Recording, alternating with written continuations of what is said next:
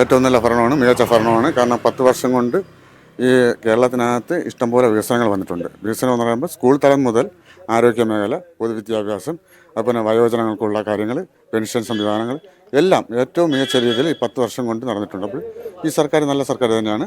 ഇനി തുടർന്ന് ഭരണത്തിൽ വന്നാൽ ഇതിനെക്കാട്ടിയും പുതിയ പുതിയ കാര്യങ്ങൾ കുറേ കൂടെ അവർക്ക് ചെയ്ത് തീർക്കാൻ കഴിയും. അതാണ് അഭിപ്രായം. LDF അല്ലാതെ വേറെ ആരുണ്ട് ഇനി? അതാണ് ഏറ്റവും നല്ലത്. കാരണം ചെയ്തു വെച്ച വർക്കുകൾ പൂർത്തീകരിക്കാൻ വേണ്ടി ഇപ്പം തന്നെ മെട്രോ റെയിൽ പാത, ജലവഴി പാത, അതുപോലെ തന്നെ ഹൈവേകൾ ഇതെല്ലാം പൂർത്തീകരിക്കണമെങ്കിൽ നമുക്ക് ഈ സർക്കാർ തന്നെ തുടർന്ന് വരണമെങ്കിൽ നമുക്ക് ഈ പദ്ധതികളെല്ലാം പൂർത്തീകരിച്ച് കിട്ടാൻ സാധ്യതയുള്ളൂ. അപ്പോൾ ഈ സർക്കാർ തന്നെ ഏറ്റവും ബെറ്റർ.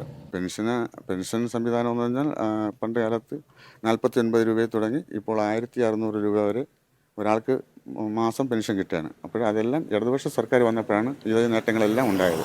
അല്ലാതെ വേറെ കോൺഗ്രസ് ഉണ്ടായിരുന്നപ്പോൾ ഏകദേശം 18 മാസം വരെ കുടിശ്ശികയിട്ട് ഇറങ്ങിപ്പോയത് കഴിഞ്ഞ 2016 ഇടതുപക്ഷ സർക്കാർ വന്നപ്പോഴത്തേക്ക് അത് പൂർത്തീകരിച്ച് ആൾക്കാർക്ക് കയ്യിലെത്തിച്ചു കൊടുത്ത ഒരു സർക്കാരാണ്. അപ്പോൾ ഈ സർക്കാർ ഏറ്റവും നല്ല ജനങ്ങൾക്ക് ആവശ്യമായ കാര്യങ്ങൾ തന്നെയാണ് ചെയ്യുന്നത്.